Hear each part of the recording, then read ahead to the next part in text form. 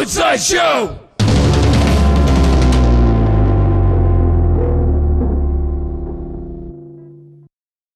Welcome back to the fold. My name is Tony Sanchez, and I'm here with Anthony Armendariz, Yep. co-host of the fold, and our amazing guest. Thank you for giving us your time. This is Zach McNair. He is a Austin local legend. I know you're not going to give yourself that title, but I just did. He's dad, husband, and a Renaissance man of design that we'll get into in just a little bit. But Zach, thank you for joining us, man. Really appreciate it. Thanks, Tony. I'm really thankful to be here. This is awesome. So, tell us a little bit about, and our viewers, a little bit about just who you are and the legend that you are. God, I'm going to keep coming back to that. man, I can't live up to that. But I mean, man, I just love design, and I love people, and I love just creativity in general. And so, that's been a huge part of whether I'm like at home creating things with my kids, ideating with my wife, or like I'm working on design stuff, music stuff, whatever. Like I just love the act of creating. And so, I mean, man, my like the I every project that I've ever worked on, every opportunity that I've had has been because I've said yes to something, even if it meant that I didn't know fully what I was getting myself into, and kind of just seeing what happens. I'd explain it this way: like I know enough to know the basics, but I don't know too much that I'm regimented. So if you're like talking about music theory, it's like I know chords. How all of those chords fit together, like I couldn't care less. I just want to go with what sounds good. And when it comes to playing instruments, it's like it's that same thing. And it's I've taken that theory with me in everything that I've done. Rad. How do y'all know each other? I think we were introduced by Jaron Lumsden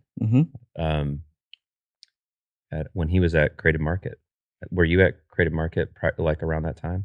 Yeah, I would say it either like Jaron Lamson or Stu Smith. Like I've known Stu for a long time, and then gotten to work with Jaron twice now. At Creative Market 2014-ish, and then at Indeed in 2019, 2020. Yeah, I'm pretty sure it was Jaron that introduced us, and I think it was like right before you moved to Austin, or pretty quickly after you landed here. If memory is correct. Yeah, I mean, y'all had an office on 6th Street, and I remember visiting that and loving the building, and it was just a vibe. And yeah, I think it was like a South by event, perhaps, that we met for the first time. Yeah. Just kind of a side note, I was talking to someone that was telling me that like our logo is still on that building. Yeah, it is. Or was it you that was? Yeah, it was me. Yeah, Okay. because I'll tell you, I'll remind you how that came up. But yeah, apparently the logo is still there on the door somewhere. Free advertising. Yeah. It's amazing, man. And for me, like I don't know actually when we first met, but I've always kind of and it gets back to the legend status here. I've always admired your work because of the range and the diversity of skill sets that I've like seen, because you've worked on some Funsize projects. We've never worked on a project together. But I think I remember perusing some files and seeing some of the work, and I was like, holy shit, like, okay, Zach. But then I see, like, I follow you in your social media, and I see the other style of work that you put out, and I'm like, oh shit, okay. Well, so yeah, I've always admired that. And so like that's kind of where like the Renaissance man of design comes through, and what I want to kind of dig into a little bit because of the age that we live in right now, and the state of modern technology. And now obviously AI, yes, we're going to talk about AI. Okay, cool. And the application of that, because I think that we were talking a little bit before we hopped on the mics of we're in a constant state of exploration, and it's almost like Lewis and Clark defining the next era. Yeah, and I feel like you're kind of there, you're living it and experiencing it. So, I don't even know where to start because there's so much there. Maybe just like related to like what you're working on right now. Like, how is your process, your perspective, and your approach like kind of has it evolved from where you started to the modern age of technology? Yeah. I feel very fortunate to be working with a team right now that has been very encouraging of me to learn new skills and to try new things. And so to that end, like I've been able to kind of work within a team structure, but also as an independent practitioner. And that has been something that I've I mean, going to AI. AI has been something that has helped unlock a lot of things in the digital spectrum that I've wanted to experiment with, but it's been harder to have engineers be able to jump on with me without a budget. So, like for instance, now I'm able to experiment with animation. I can experiment with generative stuff. I can experiment with front end engineering, building my own sites and things like that. From code, and not have to work with an engineer until I'm ready to like implement a back end, or I'm wanting to do something a bit more creative and collaborative. Again, man, I think that goes back to just my innate nature to I want to be collaborative, but I also want to learn new tools and be consistently curious. And I remember being a kid, going back to music a little bit. Like I remember being a kid sitting at the piano with my grandmother, and she was like, "The best music is everything leading up to Perry Como. Once Elvis came on the scene, Elvis is the devil, and everything new since is not great." And I remember even sounds like something a grandma would say. Oh yeah, she was awesome, man. She's a music teacher, so she had that right to say that. But like I remember being at like 5 and just being like, I think when I'm a grandparent, I want to be the cool grandparent that's like into the things that my grandkids are into. And I kind of like have been bullish on that ever since, where it's like, man, I want to chase like whatever is new because there's something there. Yeah. It may not be for everybody, but like maybe I can turn it into something that I appreciate. Yeah. I think it's that you just reminded me of something that I was thinking about or had been thinking about. Very much so related to generating things with technology. And it's like when you got that first copy, the pirated copy of like Photoshop or something, Yeah, or man. Illustrator, and you popped it open and you finally got it, the serial crack, Yep. serial number, you cracked it and you open it. And it's like a world of like unknown stuff. Like Yeah. you're like, I don't know what this toolbar is. I don't know what this like thing is. And so you had like no rules. Yeah. And you're kind of like, I don't know. It's just like that's raw. Right. And then once you start to kind of like understand how the tool works and principles of design and like all of the different things, you kind of like, I wouldn't say you lose that. I think I would say you improve and refine and are able to get more accurate. But I do think that there's something to like not knowing how to work something. Yeah. To figure it out. Yeah. I have a story that what you just said made me think about something that I was also thinking about asking. So I remember my very first web design job. My first day, they're like, "Here's where you sit, and here's the other 2 web designers," and they're like, "We need you to make a website for Michael's Arts and Crafts." And there was no collaboration, right? Every web designer was working on their own thing, going from trying to gather requirements to design to the front end development of it. And also they're like, and we only use Illustrator here. And I didn't know Illustrator. Yeah. I only knew Photoshop. So I was like, well, I guess I'm just going to have to throw myself into this and figure out what I can make with Illustrator. Anyway, so what the question was, okay, if what you were saying earlier about like being able to do all these things, right? From idea to implementation, and really control it, but like be involved in the animation and front end development and all that. If that's the way things are going. How do you think that's going to impact things like collaboration in the future? Because one line of thinking is, if that's how things might be in the future and that's only going to grow, where will collaboration exist? Because this feels kind of like, to me, my first web design job, where it's like, go make the website. Right.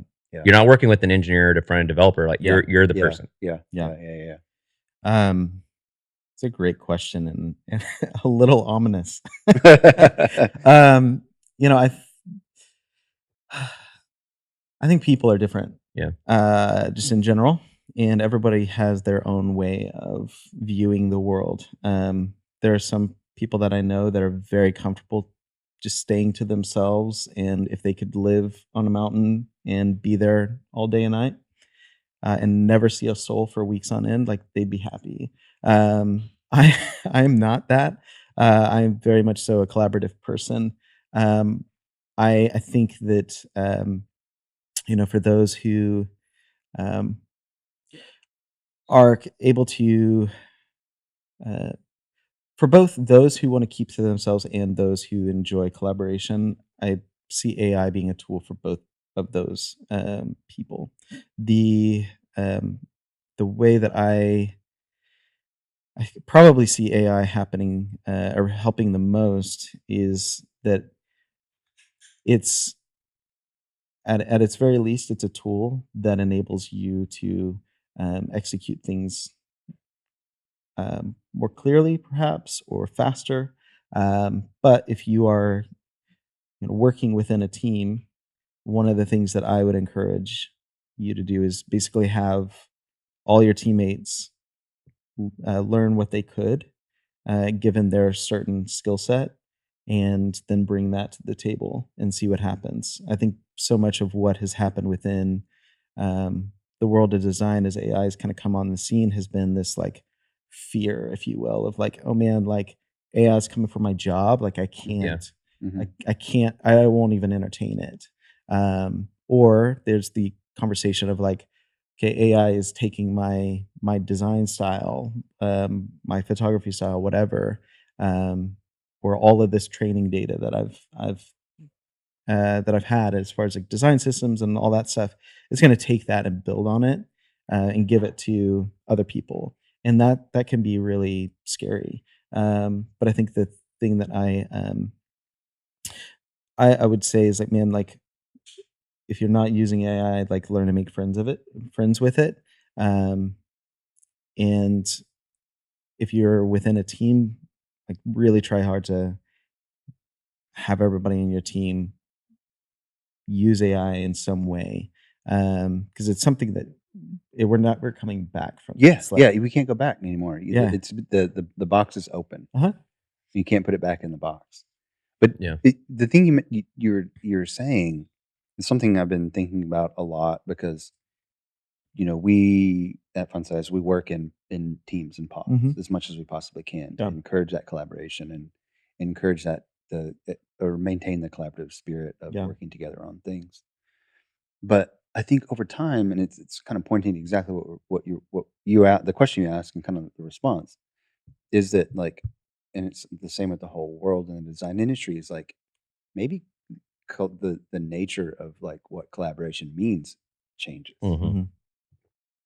Because it can't be the same always. Yeah, my interpretation of your answer, or at least the way that I heard it in my ear, is like, okay, yeah, if everyone, like if you have different people with different skill sets and they're coming together, common ground tools, they can bring their crafts together, and it maybe collaboration looks more like critique versus like 2 or 3 people working on the same project, right? Or I don't know, just as one, or at a whiteboard on one the same thought, problem. Yeah. Because like it becomes a little bit easier for a single individual to implement changes to something over time, but you still need like the expertise, right? Like, motion design expertise or filmmaking expertise or whatever coming together on a project. So and then when you were talking about like getting these ideas clearer, that meant, okay, well, if you can get these ideas quicker and clearer, then that can enable like better critique or conversation and decisions and stuff like that. I don't know. Yeah, I think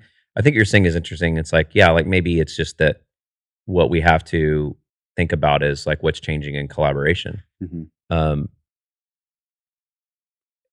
A whole other topic, but like I think that it's like it kind of goes to value too, because to do some of this stuff in the way that people are expecting it these days will require a lot of minds coming together. So like in consulting world, like how do you need a price for that value, not for how many people on the team. Right. Yeah. Like what was the value of the thing that, because maybe it's not two or three people working on one project anymore. Maybe it's like 20 people contributing to that. Mm-hmm. How do you value that? Mm-hmm. The outcome, Yeah. I don't know. No, I mean, you're hitting on something that has been something I've been chasing a little bit lately. Is it your time that is valuable, or is it the work that is valuable? And is it the thing that like if a client wanted this one thing, what is it gonna what difference does it make to the client, like how they got there, if they want that one deliverable? And I think that a struggle that I've had in my own practice is, hey, you know what? Like I can do this hourly, and it will take me like an hour. Well, then I've just laid a lot of money on the table, or left it on the table, and just like, cool, I've gone with 1 hour. Yeah. But like this client's going to get a whole lot of value out of that, versus like if I price on value, then it's like, man, like that's what the client wanted in the first place, is like, I want value, and I want something to help me get more value out of our working experience. I also want to make sure that sales are increasing, so on and so forth, like whatever that company's goal is. And I think that's something that so does that kind of speak to what you were saying of like value-based pricing? Yeah, I mean, although probably related to some type of hourly correlation, but then the like the head count on that is yeah, so not irrelevant, but so it's also a factor. It's like it's still gray area. This is where you get into ethos stuff. It's like, what do you believe? And if your belief is, I believe in the people that I work with, then like you're gonna fight tooth and nail to keep that group of people together, no matter what. And so whether there is a pandemic that happens or whatever, like you're gonna want to make sure that the people you're working with are the people that you're continuing to work with, even if it costs you something. And I think that what we're seeing right now in business as a whole is that people's values are really starting to show. So like, companies that are laying off people by the thousands, like they don't necessarily value the people so much as they value the work that those people can do. And if we're all more or less an algorithm, then like, after a while, if you're working at an enterprise company, that company has enough data based on emails, ways that you've solved design problems, so on and so forth, that they can then train an AI model and replace you, right? Like that's the ominous side of it. But again, if it's like, no, like I value the people, then it's like, man, whether there's new technology or not, like we're going to keep going together. And the opportunity then when there is a new technology is, hey, let's learn this together. Yeah. Got to kind of take a deep breath on that one real quick. I think that's what's exciting to me about this era, because like it was kind of the same thing when the web came out. Like, how can I like go from like doing print design to like making stuff on the internet? Yeah. And then it was like, I have this like internet design ability. Like, how do I take that skill to like the smartphone thing? And this is a lot different, of course, but it's kind of the same. It's like, okay, something new. It's like it's yet to be defined. Let's figure it out. Throughout the history of all of this technological enablement, people have had to sort of change the way that they think or the way that the work is done or the way things they're doing. But I do believe that it's, especially in design, it's a people business. That's the value. The value is the people. Yep. The you know, the ideas, especially. I mean, I think that it does make more sense to put more value on that because the execution of the things is easier to do now. Like, you know, like, but you still need the ideas and the decisions to get there. Right. You know, like you don't necessarily need a designer to like make the design system anymore or to like change a button. You can tell your robot friend to do that for you, but like you're not going to get good quality unless you have like the people and the brains and all that sort of stuff. So I definitely see it that way, but yeah, I don't know. I don't really subscribe to the idea that AI is going to take our jobs away. I think it just changes I think it's an opportunity to add fidelity to the work that I kind of feel like that I think that fire has gotten lower in the world. I think we've realized that. Well, I was discussing with a fellow designer the other day about this idea of the AI bubble of reaching a bursting point pretty soon because like of the time, money, and resources invested into the expectations of what it could do is like kind of not coming to fruition as fast as people would have expected, and that there might be a bubble that bursts related to that, or maybe it will just deflate a little bit and Yeah. maybe come back to like a more realistic expectation because of like an agentic approach to AI now of like being targeted to do very specific things. So I think it's reasonable. Yeah. Which is a whole other conversation. We also haven't seen what we talked a little bit about this before we recorded, but I don't think we've actually seen what the true cost of the tools will be. Yeah. Because all of the big players have suppressed the cost in order to get onboarded customers, Right. And they're losing money, right? But Right. eventually, like we're going to find that a Chat GPT Pro account might cost hundreds of dollars a month, or thousands of dollars a month. Yeah. No, I mean that we saw that just recently with the browser company being acquired by Atlassian. You know, it was really fascinating when Dia came on the scene. So many people were like, "Okay, when are you eventually going to charge me? I feel like this is too good to be free." And it was because the browser company was eating the cost that they had raised. You know, and it's like, okay, now that we have been acquired by Atlassian, they can take care of the bill and we'll figure out things on our end. Um, and I think where where the cost of compute like really became something that I was even aware of was when I started to try and run AI models locally on my computer. Okay, I'm glad you mentioned this because I wanted to go here. I wanted to hear more about this because we were talking about it before. I want to continue this. You know, I think we're used to a certain speed to what you're saying, and like there's a cadence that almost kind of feels like maybe it's slowing down at scale. Um, the irony is that the hardware is developing so much faster that um, perhaps the speed that you're feeling is slowing down is more just having to do with the amount of information and the amount of just just general knowledge that the agent is now having to like process through to be able to get you the answer that you need. And I think that is that's a pain point that AI has at the moment. But when you are running locally, it's it's all about how much GPU you have. And if you have a lot, then things are going to be able to process quickly.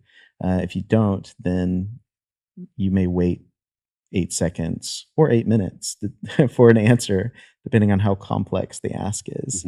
But that's something that I've gotten a lot more passionate about, is giving people the opportunities to have AI they own versus giving their data away to the Chat GPT or other players in the game.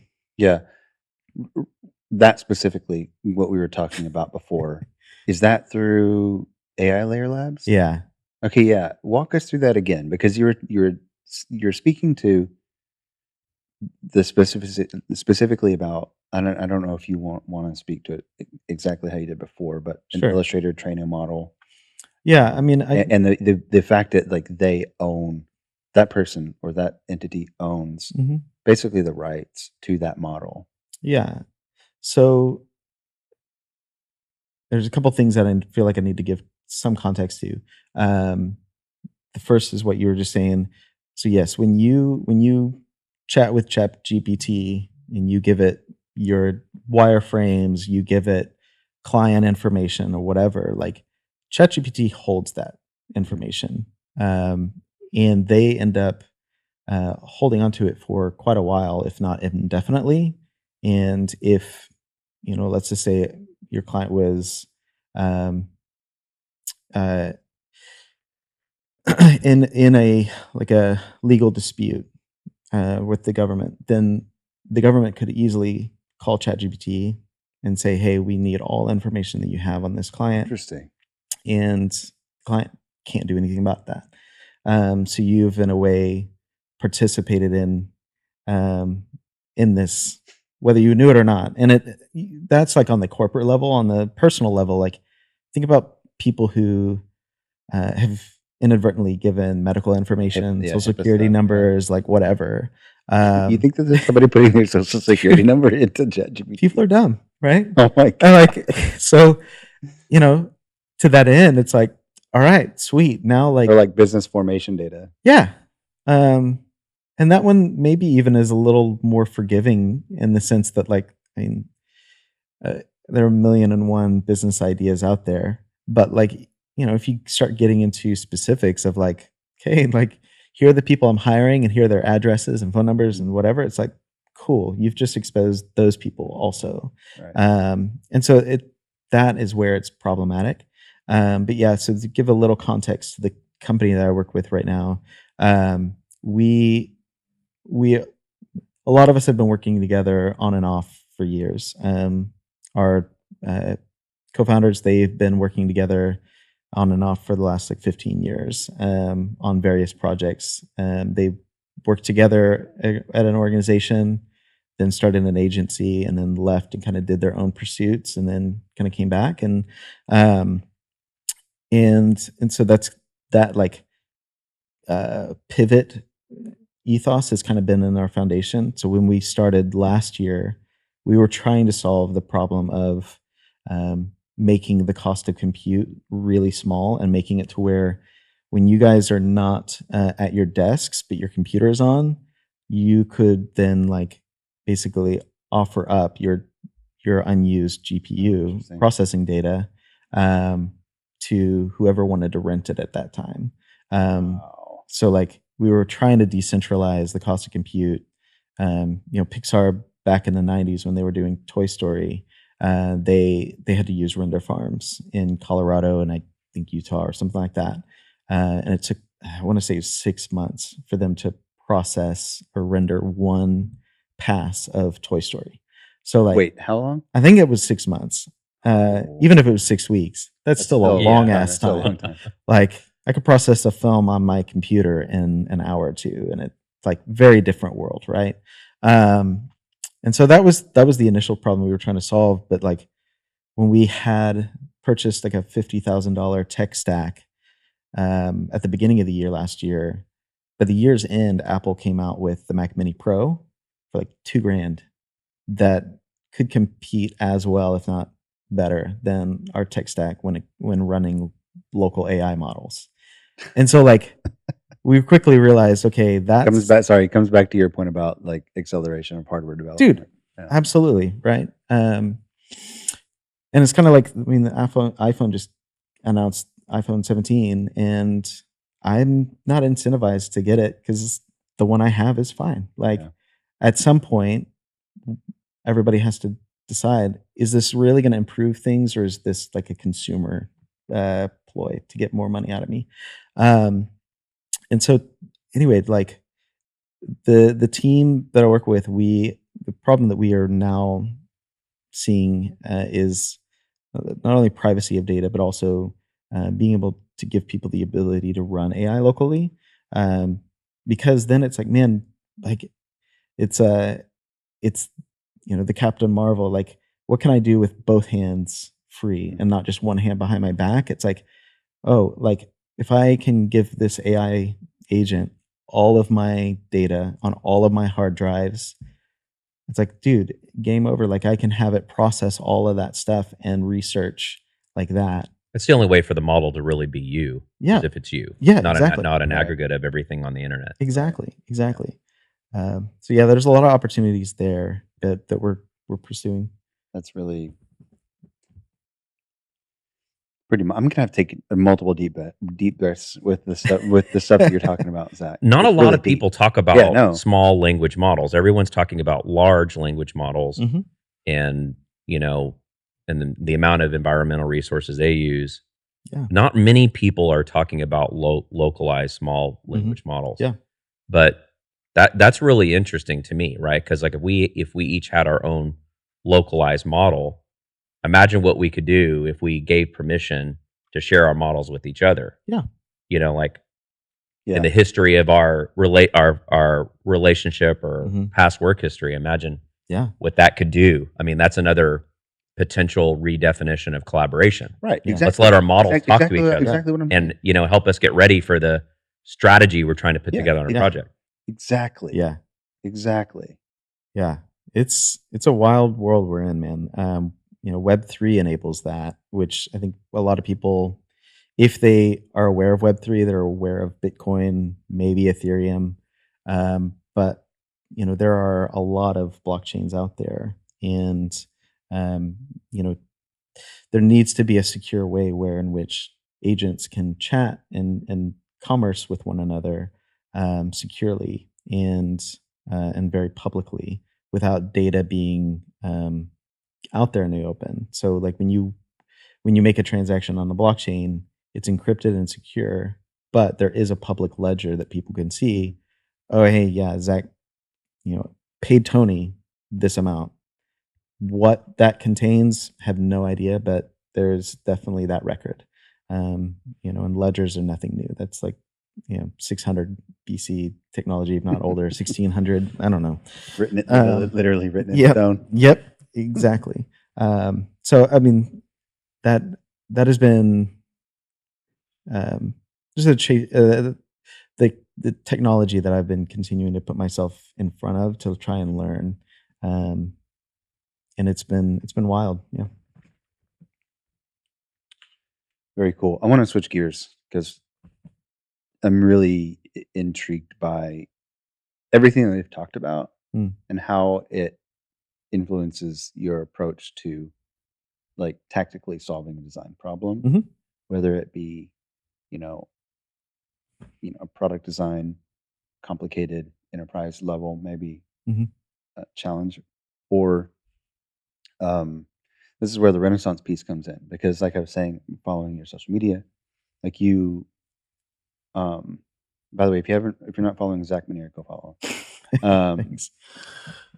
Because like the visual design work that you put out there is like very like compelling, and like the word, I said this before, the word that I come up with is emotional. And I'm wondering like how emerging technology and the different tools that are available now, like and they will continue to be available, like help you like define your style and like showcase your expertise as a designer. Yeah. There's a lot there. Sorry. There is a lot there. I think when we allow ourselves the time to just sit and experiment, explore, amazing things happen. And if you're in a group of people and you have the same things out on display, same tools to work with, it gets really interesting too. And I think the thing that I'm the through line in that is that I want to use what tools I have available to me, and I've allowed myself the ability at some points to have too many tools, and then I've regimented down to a handful. And all of that is just a creative exercise that I'm kind of continuing to challenge myself with. The It's kind of like with photography. It's like the best camera you have is the camera you have with you. So, if you have a $50,000 Leica or something like that, then you're going to have a really great film photograph or digital photograph. But then, like, I don't know, iPhone 1 was, or not 1, but iPhone 3, like, that had a pretty decent vibe for a camera. It was the first one. And it's been fascinating seeing people kind of boot up their old phones and like take photos with them at different events, Macworld or whatever. But like, I think that's the thing that that I would say is the through line is like I want to, um, I want to study the things that are really good that I know, like consistently humanity has said, like, this thing is good. So if I'm studying filmmaking, I think we can all agree Jurassic Park is a great film, E.T. is a great film. As a kid, E.T. scared the shit out of me, but like it's a great film and it has a really clear story structure through. And I think that's that is probably the biggest unlock for me is like having a core belief in whatever project I'm working on and like not deviating from that. So like I could throw a million tools at it, or I could only have one tool at it. I could have a million people working on it, or just me. Like I have to be truthful to what that thing is. So if if hypothetically, if there was, the belief that the sky was blue, it's like, man, I'm gonna work to to keep that honest. Like if the sky is blue and that's what people see, great. Even if perhaps I'm a gray sky guy. Like for this project, sky's blue, man. I have to like whatever that means in that moment. That's how I have to view the world. And I think so many projects are often started without a clear belief. Brian McDonald would call it an armature. An armature in sculpting is the kind of basically it's like the iron sculpture you put in place before you put clay and makeup and all the things on top of it. Because without that armature, things fall apart really quickly. Yeah. But that armature is the thing that holds everything together. And so that's, I think, what has helped my creativity.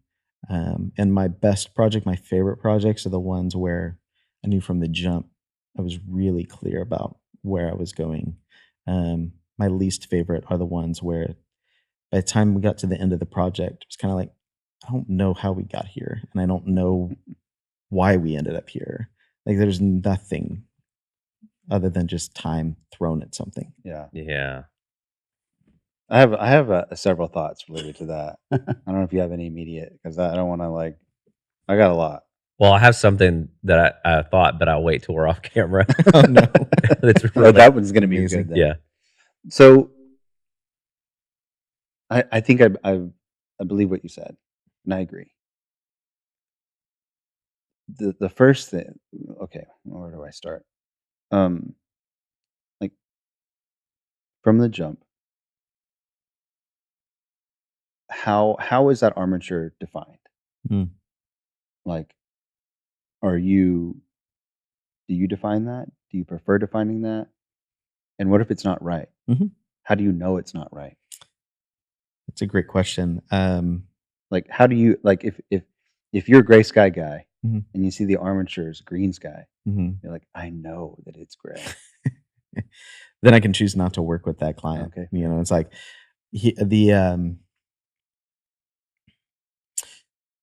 I think so many projects early on that I took on, I wasn't chasing any kind of armature per se. Like this person needed a website, and there are no real guidelines or goals. It was just like, just need a website, whatever. just needs to have these components. Go have at it. And after a while, like that got really kind of boring. I was just like, I feel like I'm just left to my own devices. But once I started digging deeper with the client and really trying to uncover their story, that's when I felt like magic started happening. And if I found out that a client really wasn't about truth, really wasn't about what they had a core conviction of, then if they were just worried about money, not going to be a good fit with me. There are a million other freelancers and design studios. Like I don't want to work with you. But if you have a conviction, even if you don't know what that is, but I know that this team that I work for or work with, like we all believe something, but we don't know how to articulate it. That's also an okay place for me to jump in, because like, cool, I bet I can help you uncover that core belief and that through line, and then we can build everything on it. The best example in the marketing world, in my opinion, is Nike. Like their core belief is if you have a body, you're an athlete. And as a result of that, the marketing campaign can be just do it, because like, hey, if everybody's an athlete because everybody has a body, yeah, everything I do is a form of athleticism.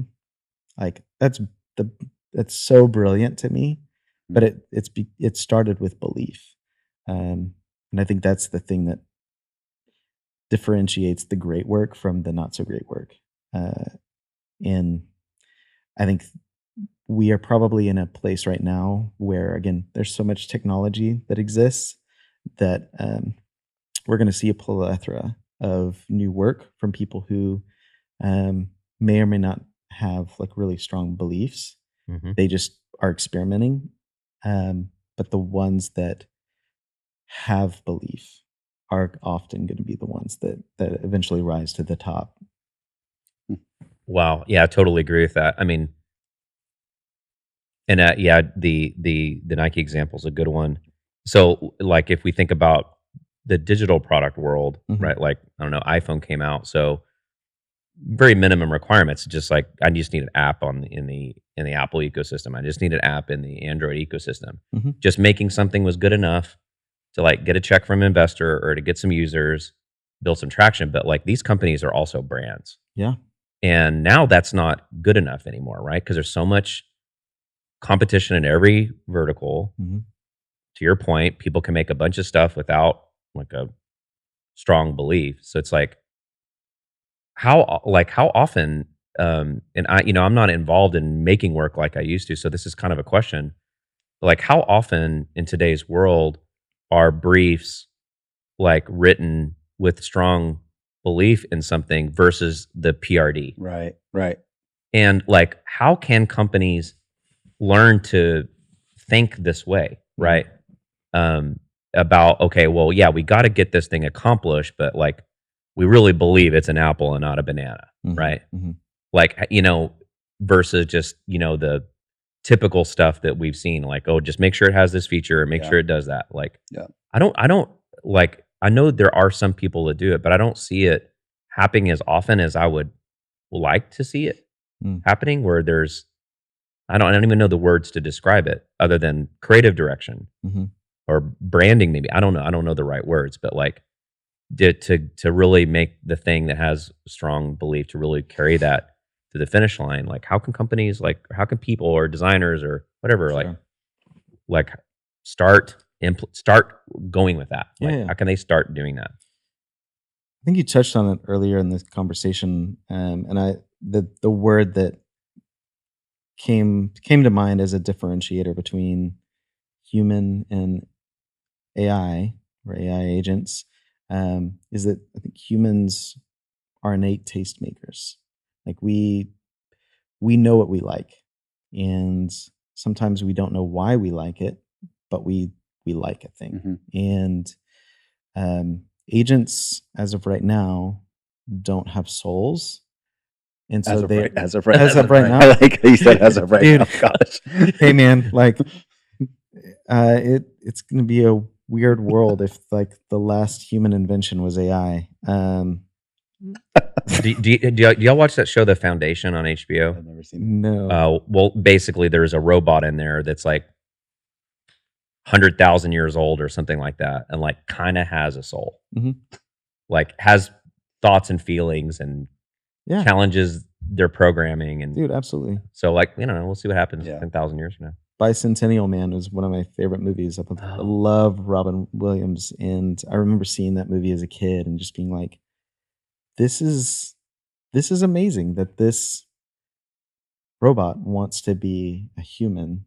And I mean, it's a painstaking work to, go from synthetic to organic, and watching generations of people that you love die over and over again. Yeah. I remember that. Dude, that movie made me cry. Yeah. Absolutely, man. So I think the way in which people can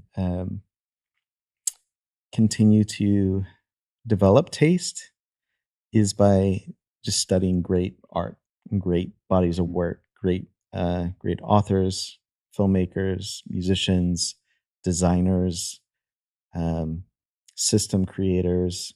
Like, name a field, and I'm sure that there are experts in it that are well worth revering. And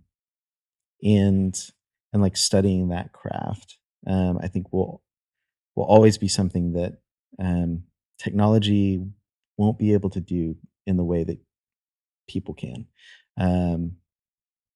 Maybe one day I'll be wrong, but like as of right now, like that's a belief that I have. And so to that end, my challenge to businesses or independent creators is just like learn to develop taste and understand like what makes a thing great versus just a bland thing. I think in America we've made a lot of shit, and very few things are actually like really great things. And it's because we've kind of gotten into a consumer market, and that's what we have inevitably just thrown everything at. Is like, man, let's create the next widget and sell it, get people to buy it until they're ready to move on to the next thing, and hey, we've got a thing for you too. Like, and I think if you have taste, then maybe the thing is not something that can be replicated, or there won't be a new version of it. And that's a weird place to like come to if you're like used to like always chasing the new thing. But I don't know, man, like there's something to be said about studying the craft of people that have perhaps come and gone. Like that's a dying study at the moment. Like my kids aren't necessarily interested in the dead guys, but like what do dead people have? They have wisdom, and they have stories that they've taken with them, and either they have passed them on to people and left a legacy, or they haven't, and those stories like are forever with those people. And so that's also something that I really try to embody in my work, is like, man, like is what I'm creating potentially going to outlive me as a legacy? Dude, that's a high bar. It is. It's a high bar. It is, which is why I think for all the work that I do for businesses, I'm seeing the value all the more to do work for myself. And because of the technology that exists now, that's also been really fun, because I've been able to do things that I've never been able to do before. And I'm all towards chasing something that I want to provide value to other people, and I want to be able to, have a legacy of sorts that my kids can take and carry. So yeah, those are things I'm continually thinking about right now. Yeah, taking a deep breath there too. And I think it's a good place to wrap. I have a hot take, or not a hot take, I guess, but an idea I want to kind of end on that I've been thinking about a little bit. It kind of like comes full circle, I think. But I like had this idea the other day of you know how like that what is it, awards, like like the your website gets an award, Yeah. Yeah. awards, Mm-hmm. and so I think you can put like a banner on your site, like, oh, an award-winning site, whatever. Mm-hmm. What if there was like in all of our work, you start putting made by a human badge, Uh-huh. like in the top corner. It's like this app or this website or this product, Mm-hmm. whatever, made by humans, Mm. like as a signifier of like, no, this is actually crafted by a human being somewhere in the world. Yeah. It's like when I don't know if you've gotten like a shirt or something, and it sometimes there'll be a sticker in there. It's like Mhm. inspected by Mhm. Alvin. Yeah. You know, like Yeah. Underwear. that's Yeah, cool. yeah. Like I wonder Yeah. what Alvin's up to. I wonder what Yeah. Alvin's doing. Yeah. Or like, you know, product made by Edgar. Sure. You know, it would be cool. I think Yeah. that'd be a cool idea to put a little personality behind like the creator of the thing. It'd be kind of cool. Yeah. I think anybody can do whatever they want. Like, I think there are some people that will really care about, hey, this was made by a human, and there will be other people who don't know or don't care. In the Speaking of marketing, like Gary Vaynerchuk just recently came out and said, hey, like in 18 months, like your kids are not going to be able to know the difference between an AI influencer and a human influencer. Like the difference would be so um so just gray. Like you won't be able to distinguish really the difference between the two. Like and I think that's um on the one hand, like us as artists and creators, like we're wanting that made by a human badge, Yeah. to throw at something.